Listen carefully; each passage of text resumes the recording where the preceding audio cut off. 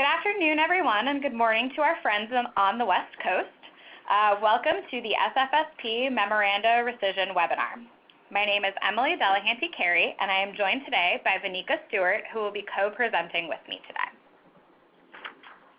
Before we start, I want to go over some logistics. In the bottom left-hand corner of the webinar tool, you will see a chat box. You can use the chat box to ask your questions. We will have plenty of time to answer your questions after the presentation is completed. There is no need to take notes today because we will send out an email to all of today's webinar participants with the PowerPoint I am using. In addition, today's webinar is being recorded and will be made available as a webcast. We will send out a notification on PartnerWeb when the webcast is available. Today's webinar will touch on a wide range of topics, including background information on the OIG SFSP audit. We will also go over the nationwide waivers that have been rescinded and what current regulatory requirements must be met in the absence of these nationwide waivers. Finally, this webinar will cover USDA's waiver authority and revised waiver protocol. If you participated in the webinar we conducted in May, you may already be familiar with this information. However, it is an important refresher if your state is interested in submitting any individual waivers for the nationwide waivers that we will be discussing today. So first I'll start by going over the OIG audit of the SFSP. Beginning in 2017, the Office of Inspector General conducted a three-phase audit of the Summer Food Service Program. Phase 1 of the audit covered SFSP controls over state agency implementation of the program. Phase 2 focused on 4 states' controls over sponsor operations. Those states were California, New York, Florida, and Texas. Phase 3 of the audit will be a roll-up of the entire program, including FNS and state agency controls. On March 27th of this year, OIG released the final report for Phase 1 entitled FNS Controls over Summer Food Service Program. FNS reached management decisions for all of the recommendations included in this report. You can read the full report at the link listed on this slide. The report contained 3 findings and 6 recommendations for improving FNS controls over the SFSP. Finding 1 focused on strengthening monitoring and oversight. Finding 3 related to improving assessment of SFSP risk for improper payments. Today, we're going to focus on Finding 2, which stated that FNS needed to strengthen its waiver process.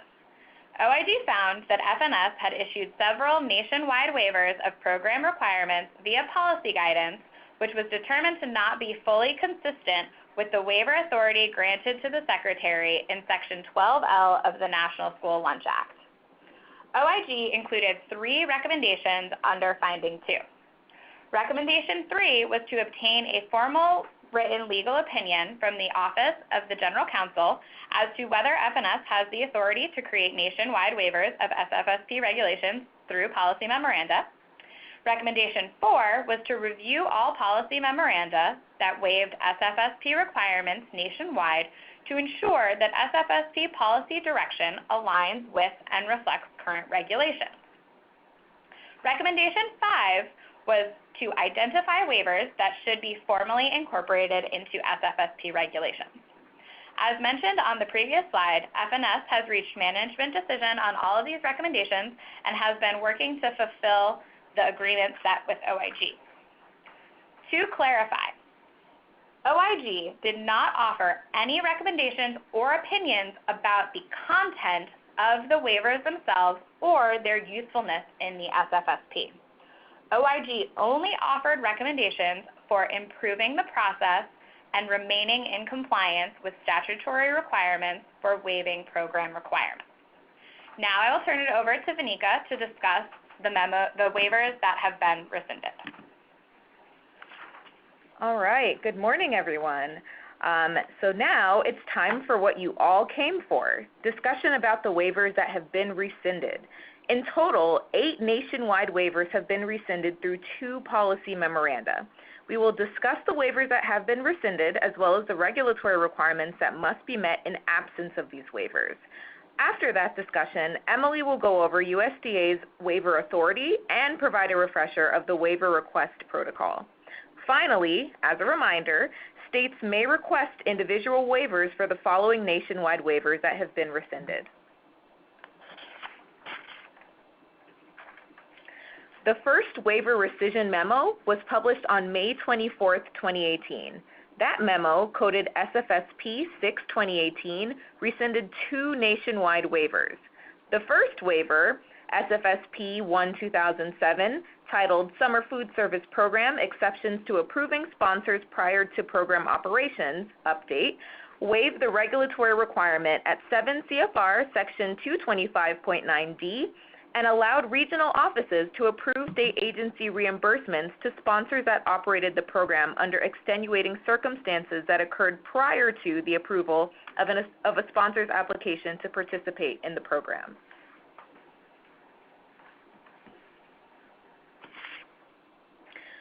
With the rescission of this nationwide waiver, state agencies must now ensure that reimbursements are not paid for meals served at a site before the sponsor has received written notification that the site has been approved for participation in the program.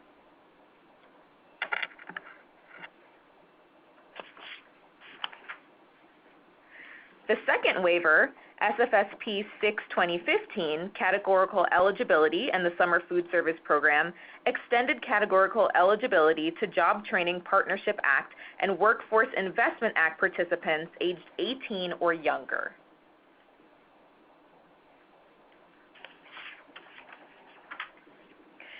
Due to the rescission of this waiver, regulations will only allow for categorical eligibility to be determined through household participation in SNAP, FDPIR, or TANF.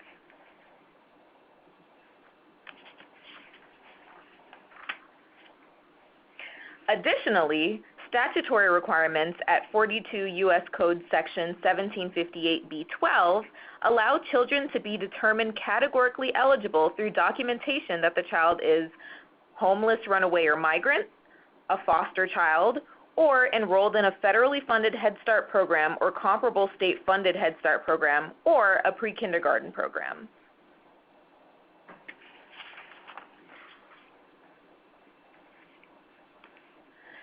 The second waiver rescission memo was published recently on October 11, 2018. That memo, SFSP 1/2019, rescinds 6 nationwide waivers.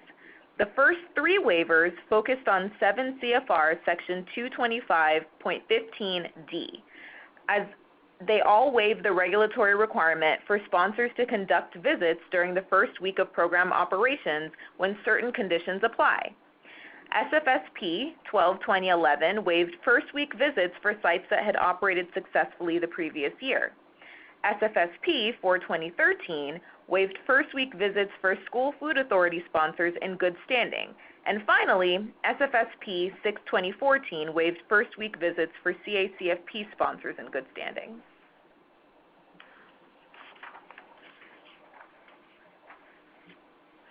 With the rescission of these 3 nationwide waivers, all sponsors must visit each of their sites at least once during the first week of operation per requirements at 7 CFR Section 225.15D.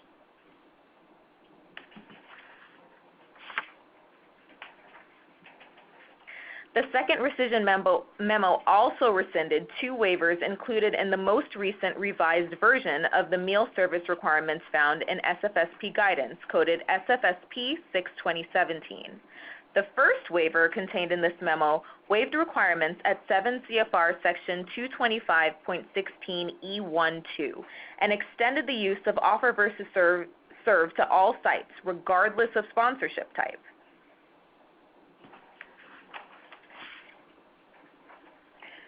Current regulations at 7 CFR Section 225.16 F12 allows OVS to be used only by School Food Authority sponsors.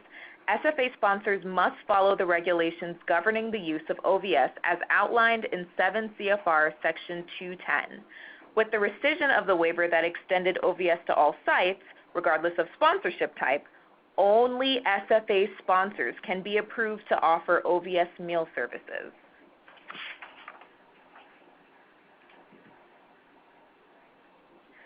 The second waiver contained in the meal service requirements memo continued the waiver of meal service time restriction requirements, which eliminated the requirements for length of meal service and time elapsed between meal services.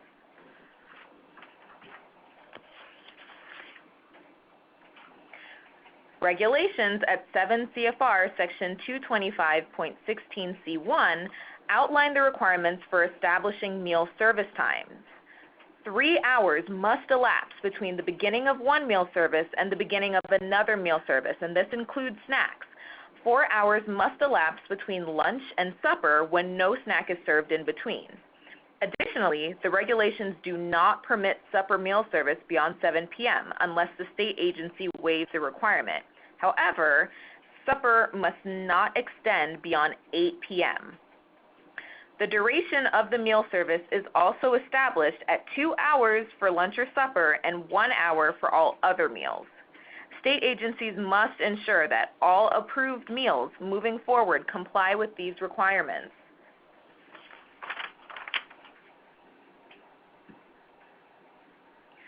The sixth and final waiver rescinded by the second rescission memo extended area eligibility to closed enrolled sites. Under this waiver, closed enrolled sites could be determined eligible if they were located in areas where 50% of the children residing in the area were eligible for free and reduced price meals under the National School Lunch Program and the School Breakfast Program.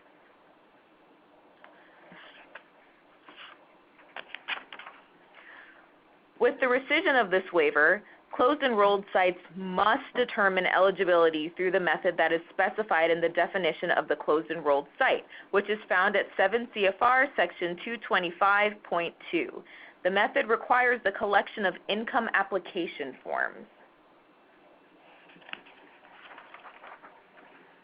And with that, I'm turning it back over to Emily. Thank you, Vanika. So now that we have gone through which nationwide waivers have been rescinded and what the current regulatory requirements are, we will provide a refresher on USDA's waiver authority and protocol for submitting waiver requests. As stated in the memos rescinding these nationwide waivers, FNS recognizes that the rescinded waivers may have benefited state agencies and SFSP sponsors by helping them efficiently operate the SFSP. With the rescission of these waivers, if a state agency determines that waiving these statutory and regulatory requirements would benefit the SFSP in their state, they can submit individual waiver requests for all or part of their state using the protocol outlined in this section of the webinar and explained in more detail in Policy Memorandum SP 15-2018, CACFP 12-2018, SFSP 5-2018, entitled Child Nutrition Program Waiver Request Guidance and Protocol Revised. Section 12L of the Richard B. Russell National School Lunch Act grants the Secretary of Agriculture the authority to waive program requirements under certain circumstances.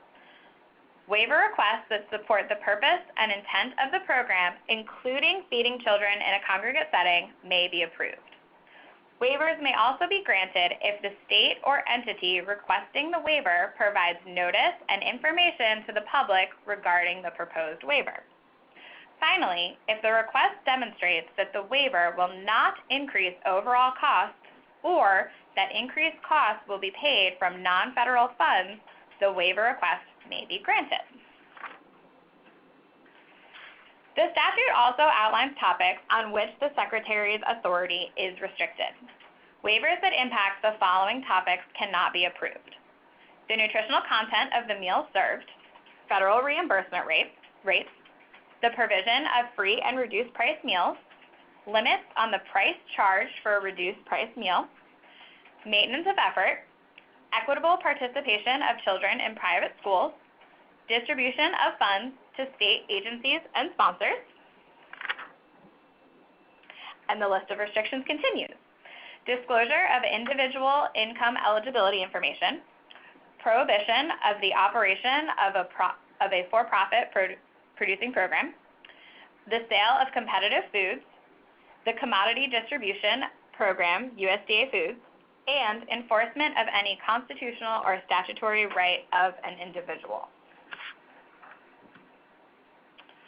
So, on May 24th of this year, FNS published the memorandum that I referenced earlier, Child Nutrition Program Waiver Request Protocol Guidance. This revision contained 3 key changes from previously published guidance. First, it includes the statutory requirement for states to provide public notice of their request for a waiver. States and/or eligible service providers should provide notice and information on the waiver request to the public in the same manner in which the state or service provider usually provides similar notices and information. This can include, but is not limited to, posting notice on the state agency's or eligible service provider's website, or providing public notice through a printed announcement in the local or state newspaper. Second, the revised guidance provides more information on data collection requirements, including what elements must be included in reports on the effectiveness of the waiver. This includes a summary of the use of the waivers by state and eligible service providers, and a description of whether the waivers resulted in improved services to recipients or participants. A description of the impact of the waivers on providing the nutritional meals to participants, a description of how the waivers reduce the quantity of paperwork necessary to administer the program, and any additional information that is requested in the waiver approval. States and service providers must ensure that they are able to provide all of the required data elements prior to implementing the waiver. Third, and finally, a new template for submitting waiver requests was provided in this guidance.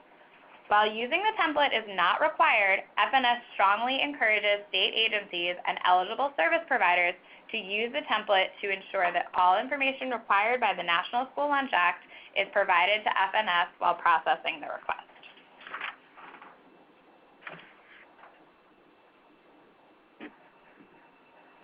Next, I'll cover the steps for submitting a waiver request.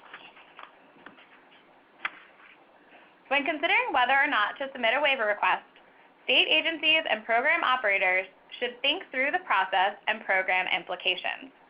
First, state agencies and sponsors should identify the problem that needs to be solved. This includes identifying the exact regulatory citations to be waived.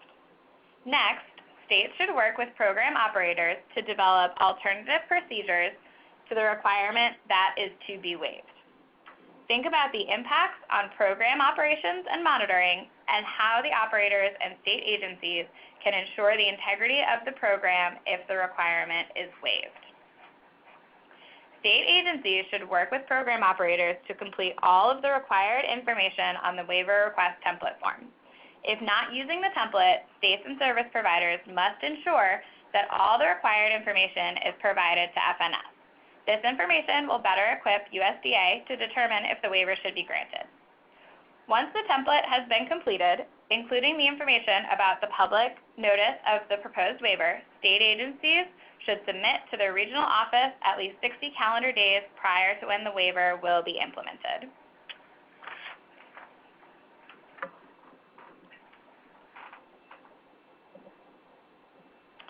Once all of the necessary information has been included in the request, submit the request to the appropriate mailbox. For requests that are related to the National School Lunch Program or the School Breakfast Program, requests should be submitted to schoolprograms@fns.usda.gov. For CACFP and SFSP requests, should be submitted to cacfp-summer.section@fns.usda.gov.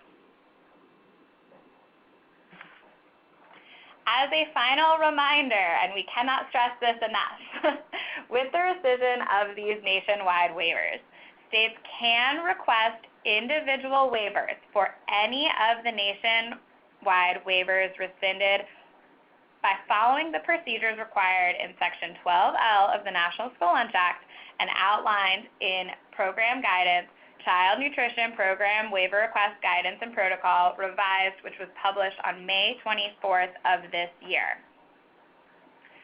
So that is all of the information that we have to present to you today, and we will now open up the line for questions.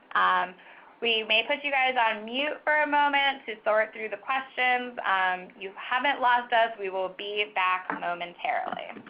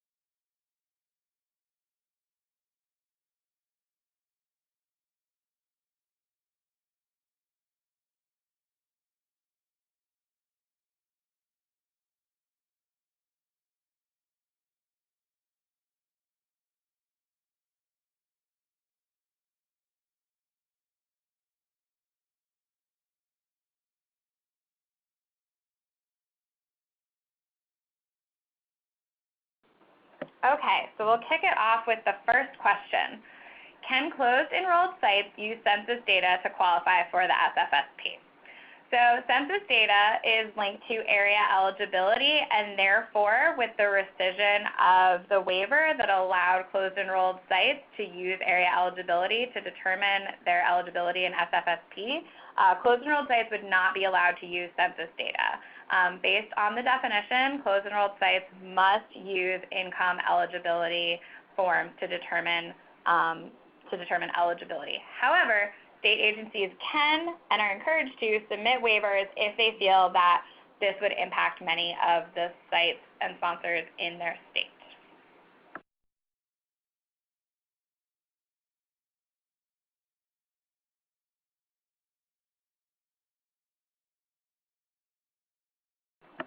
So the next question is, can FNS or RROs come up with a template waiver request with required information and the justification identified in the original USDA policy memos that extended these waivers that we could sign and date and reduce the burden of filling out these waiver requests? This is something that USDA can discuss with our regional offices. However, we do want to keep in mind that each state is different and the needs in each state is different. So the justifications in one state might not necessarily match the justifications in another state. However, we can work with regional offices to try to reduce the burden of submitting multiple waiver requests that are very similar. So that's something we can look into more. The next question is, aren't state agencies supposed to submit waiver requests to the regional offices and the regional offices send those to the national office? Yes, that is the process. Once state agencies have completed their waiver requests, they should submit to their regional office at least 60 days prior to the implementation of the waiver. However, we do want to point out that with the rescission of these nationwide waivers, FNS is anticipating a big jump in the number of waiver requests that we will receive. In an effort to respond to all of these waiver requests in a timely manner prior to summer operations for summer 2019, if states intend to submit these waiver requests, please submit them as soon as possible.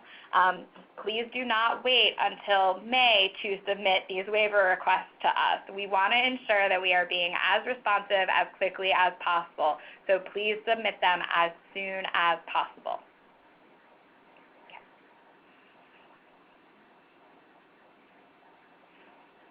Okay, so if state agencies have multiple waiver requests, should they submit a combined waiver request or one for each? Yes, states may submit a combined request that covers multiple requirements that they would like to waive. That is allowable. Okay.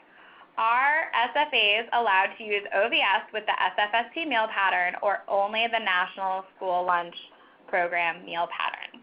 So, as is stated in the regulations, SFAs that are using OVS in summer must comply with the regulations in 7 CFR 210, which are the NSLP meal patterns. Next question. Will the waiver request be an annual requirement? As was part of the OIG audit, recommendation 5 in the audit, OIG suggested that FNS should look into determining and identifying which of these nationwide waivers should be included in regulations. As part of our management decision, we are looking into that.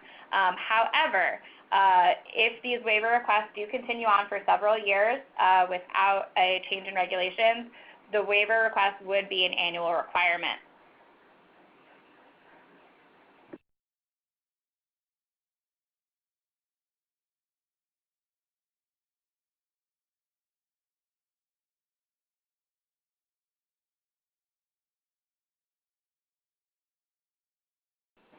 So there's a lot of questions coming in here, so we're going to put you on mute and review some of these questions and come back in just a minute with answers.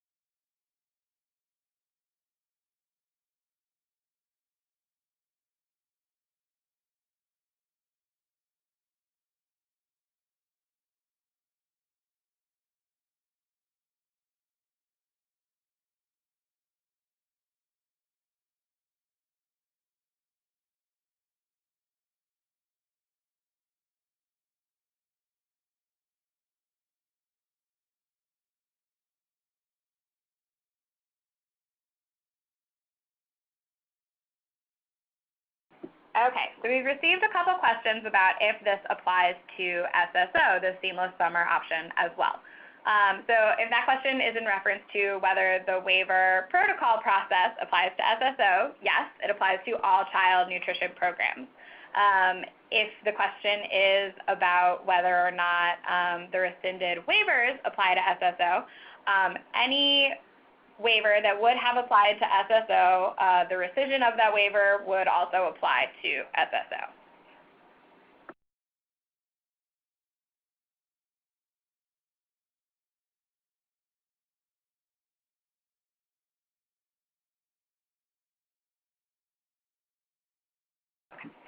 So the next question is, for sites that operate 1 week or less, such as a week-long vacation Bible school or even a one-day youth conference, are both the first week visit and the fourth week review required? Yes. Both the first week site visit and the fourth week review requirement would be required for programs that operate for a short amount of time.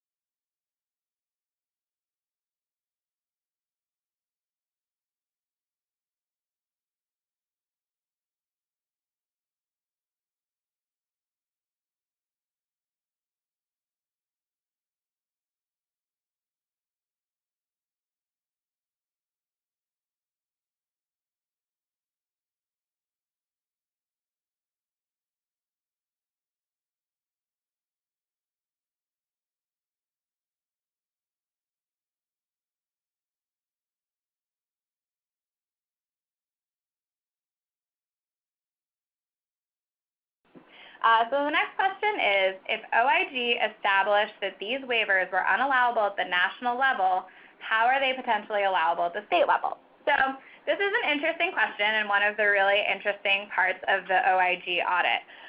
So as I stated earlier, OIG did not comment on the content of the waivers. They had concerns about the process through which the waivers were approved. So under Section 12L of the National School Lunch Act, it states that these requests have to be state-specific.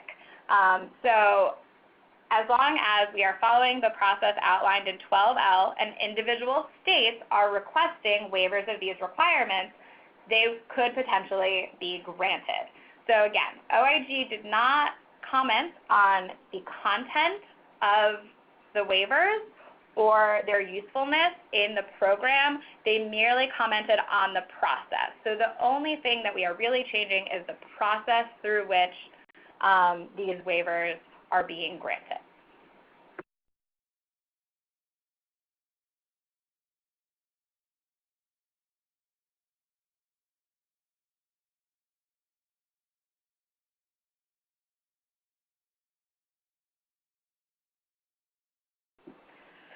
Next question, can a school sponsor administer OVS at one of their non-school sites? And the answer to that is yes. So the regulations are very clear that school sponsors are allowed to administer OVS. It does not preclude OVS from being done at non-school sites as long as the sponsor is a school food authority.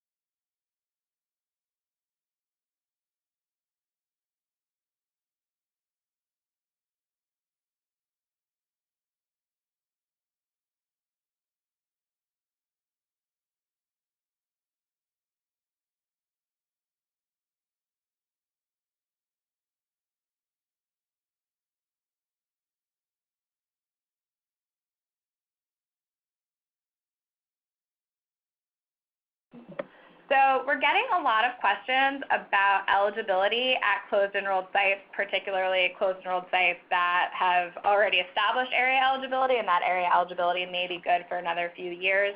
Also about the use of school lists to determine this eligibility. These are questions that we definitely want to answer but we need to go back and think about them. So we appreciate all these questions. We will have a list of them, and we will provide more guidance after this webinar.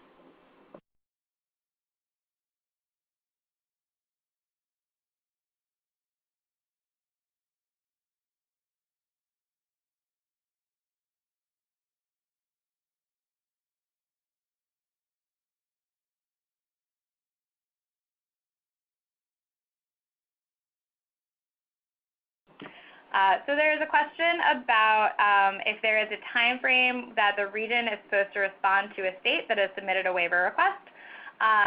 It is our goal to respond to all waiver requests within 60 days of receiving the request from the state agency. Again, as I said earlier, with the influx of requests that we know we're going to get, we are going to stick to the timeline as closely as possible. However, due to an increased workload, the timeline may be extended, but we really are going to strive to respond to all waiver requests within the 60-day timeframe.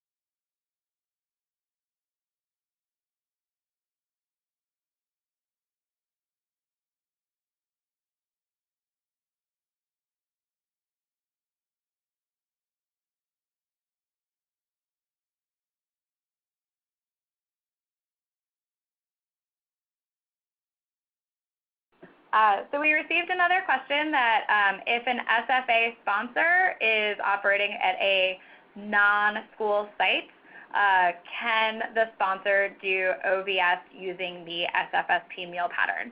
And the regulations are very clear that any school food authority sponsor doing OVS must use the requirements for OVS outlined in 210, which is the NSLP meal pattern.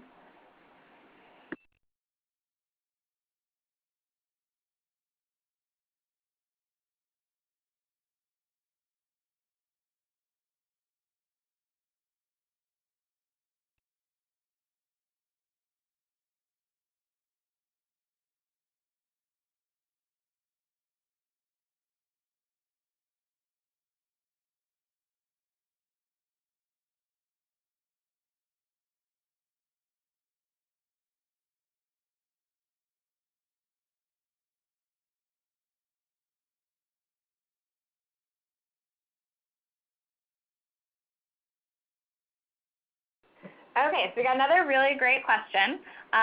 Just to clarify, did you say that a waiver is only good for 1 year, or can you request a waiver for a time frame, for example, 3 years? Yes, state agencies can request a time frame for the waiver, so they can request that a waiver would be good for multiple years.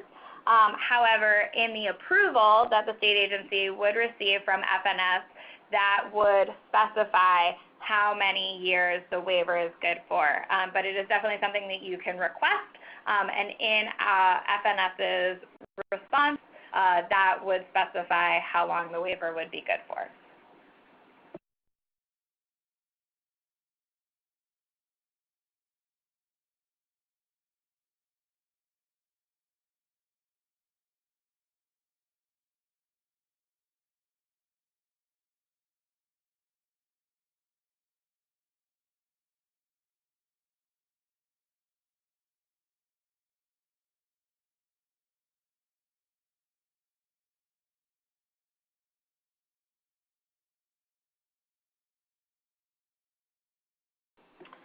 Okay, so there's another question that if a large sponsor wants to waive the first week visit requirements, should the state agency submit the waiver on behalf of that sponsor and limit to just that sponsor? Yes, that is up to state agencies, as we stated. Any state can request it for whole or part of their state. So if there is one specific sponsor that would like this waiver, the state agency can work with that sponsor to submit a waiver request on behalf of that sponsor.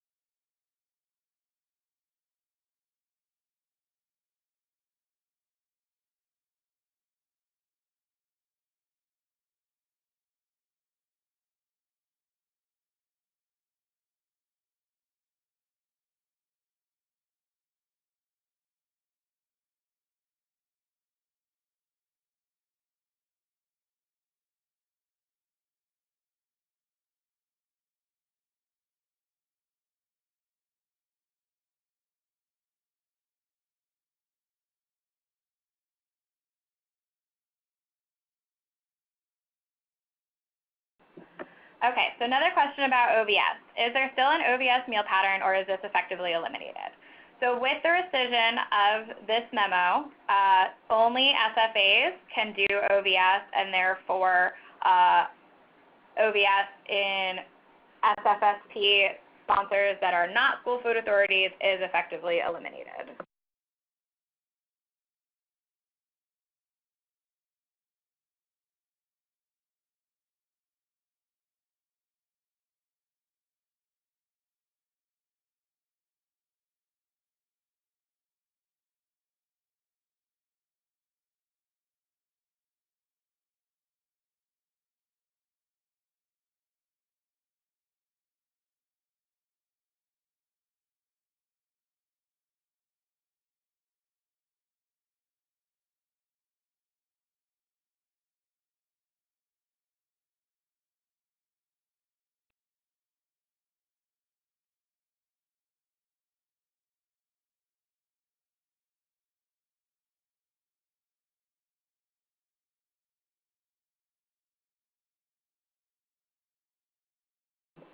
Okay, so again, there are a lot of really wonderful questions being asked, particularly concerning eligibility.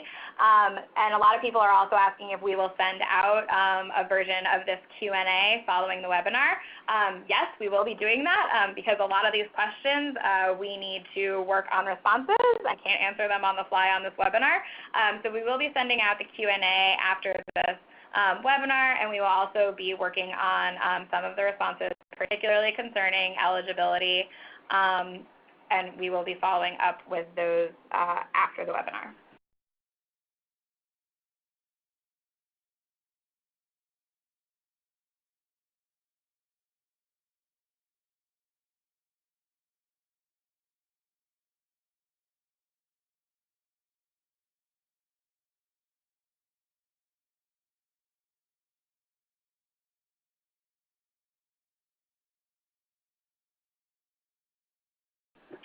So a lot of folks are asking if SFSP resources will be updated to reflect these changes.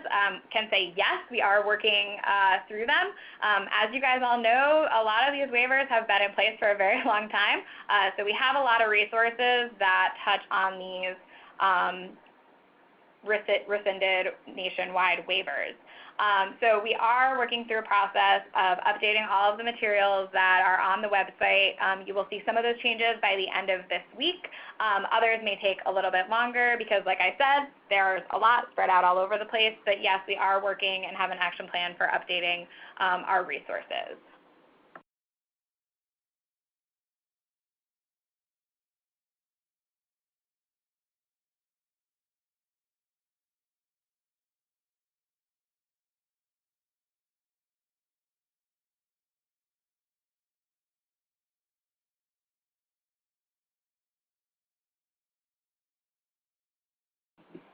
So another question is, how soon can you expect the Q&A? So since these questions are so wonderful, some of them may take some more time and some more internal discussion between different divisions within FNS and also consultation with our legal counsel. So we won't send it out 5 minutes after this webinar, but we will work to get them to you as quickly as possible. We know that these questions will impact the implementation of summer for next year, and that states are wonderful and work very diligently to start their trainings in the fall. So, we will work to get them to you as quickly as possible.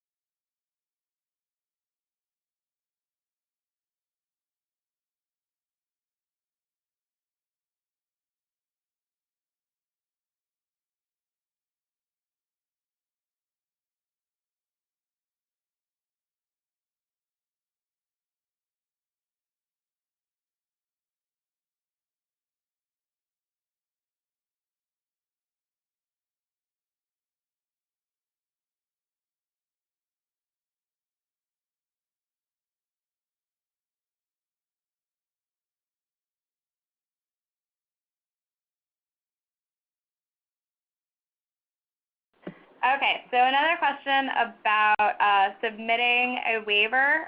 So if a large sponsor requests the first week review waiver from the state agency, does the state agency need to submit the waiver request, or can they deny it without submitting the request to USDA?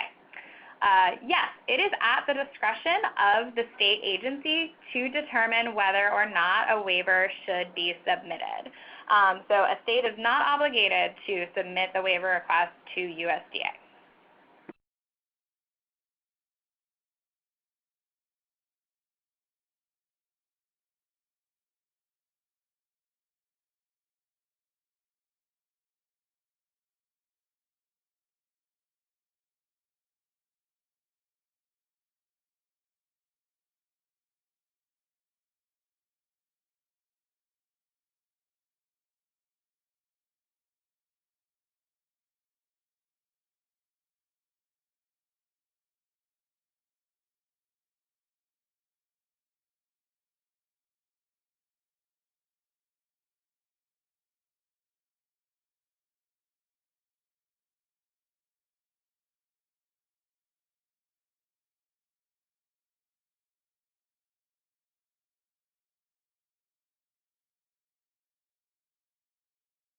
Okay, so you guys are still submitting questions. We're looking through them.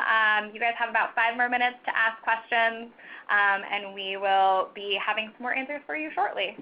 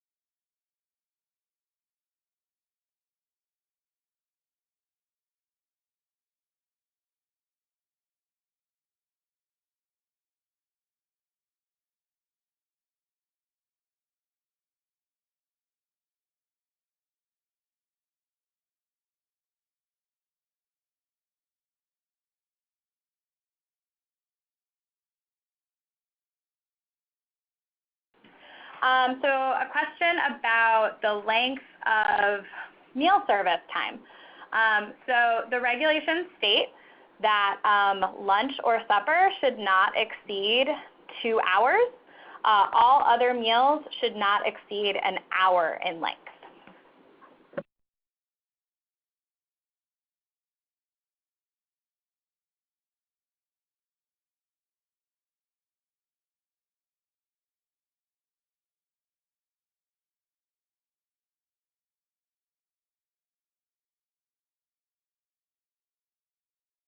Okay.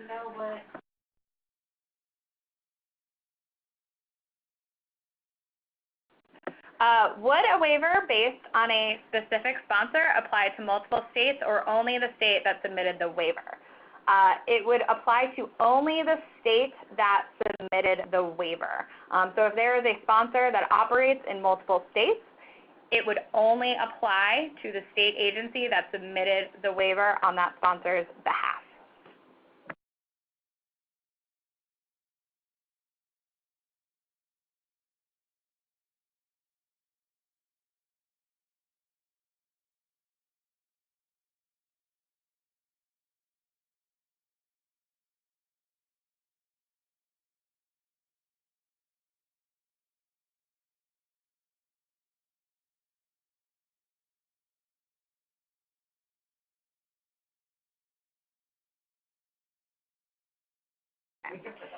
So I have an apology. I misspoke earlier when I answered a question.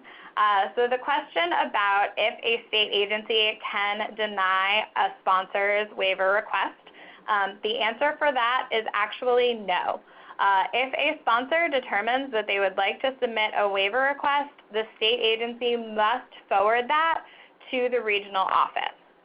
So apologize for that, and we will clarify that in the Q&A that we send out later as well.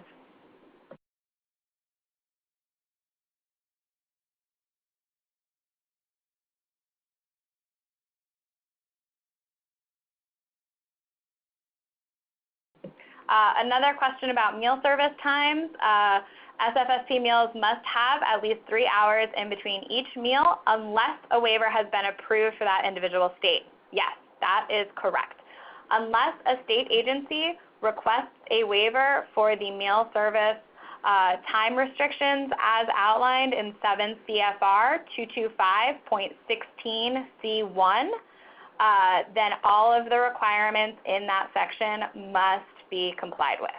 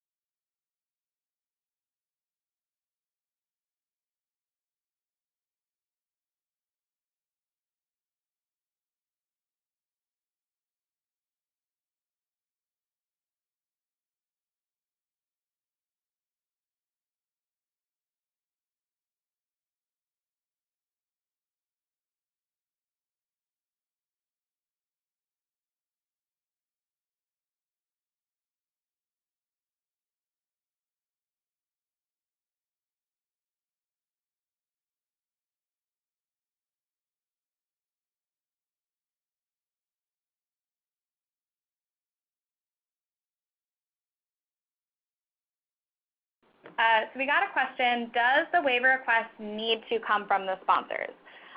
No, the waiver request does not necessarily need to originate with a sponsor. And even if a request does originate with a sponsor, it must be submitted by the state agency to the regional office. So the state agency should be working with sponsors to develop the waiver request and ensure that all of the necessary pieces that are outlined in the template are included in the waiver request. But the request do not need to originate with a sponsor. A state has the flexibility to request a waiver on behalf of all sponsors in their state if they so choose.